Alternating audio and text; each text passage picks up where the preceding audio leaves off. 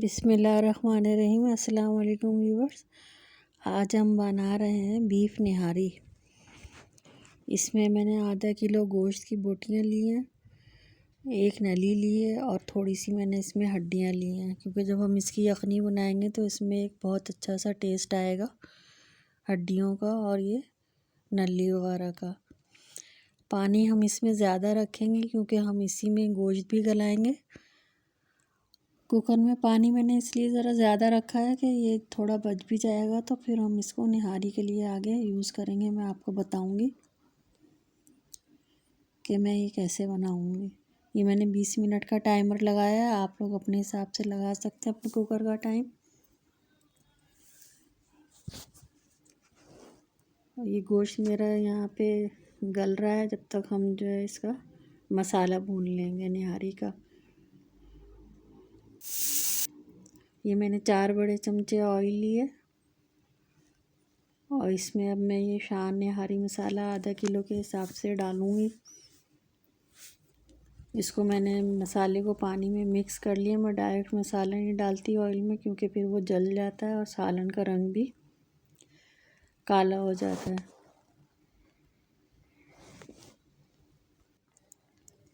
ये मसाला यहाँ पे मैं भून रही हूँ अच्छी तरह से। इसमें मैंने थोड़ा पानी भी डाला था। ये मसाला जब सारा भुन जाएगा तो ये यहाँ मेरा गोश्त भी गल गया है।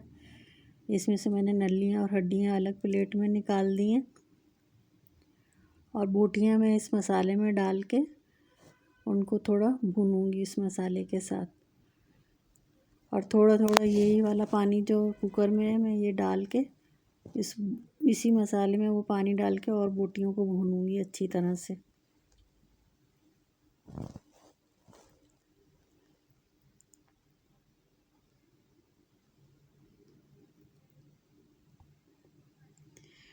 अब ये हमारी बोटियाँ अच्छी तरह से भुन गई हैं, मसाला भी भुन गया। अब मैं ये जो कुकर का ही पानी है यखनी का जो बचा था वही इसमें डालूँगी। क्योंकि पानी मैंने दूसरा सादा कोई सा नहीं डाला, वही डालना है इसके अंदर। जो जब भी निहारी का ये जो टेस्ट है वो बीफ निहारी का बहुत अच्छा आएगा। आप उसी से इसका मसाला भी भूनें और वही पानी इसमें डालिएगा।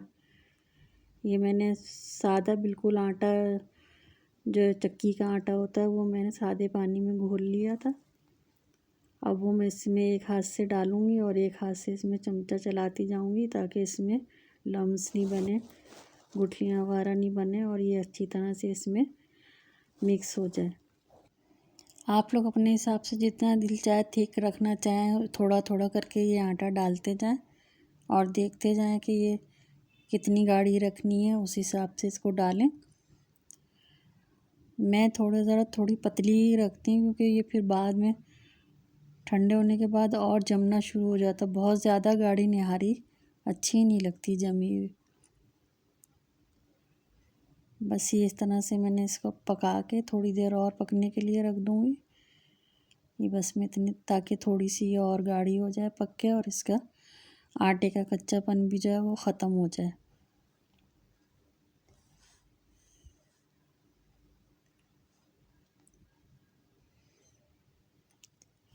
ये मैंने 10-15 मिनट के लिए रख दी थी। अब मैं इसको खोल के देख रही हूँ। इसमें हड्डियाँ वगैरह भी मैंने सब डाल दी थी, नली वली सब, जब ये आटे डालने के बाद। ये देखें ये निहारी बस ये पक के तैयार है। इसका देखें माशाल्लाह से कलर भी कितना अच्छा आया है और ये टेस्ट में भी बहुत अच्छी होती है।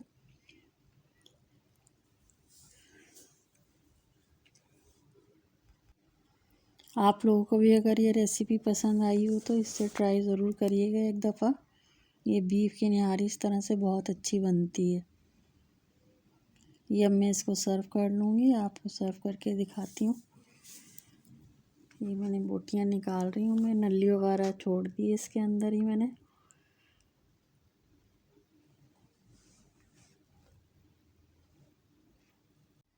ये बहुत आसान तरीका है निहारी बनाने का। इस तरह से निहारी का कलर भी ख़राब नहीं होता अगर आप गोश्त को अलग से बॉईल कर लें और आप अगर मसाला डाल के फिर इसको इतनी देर पकाएं, गोश्त गलाएं, तो इसका कलर भी ख़राब हो जाता है। इससे रंग बहुत अच्छा आता है और ये जल्दी भी बहुत बन जाती है और टेस्ट में भी अच्छी होती है।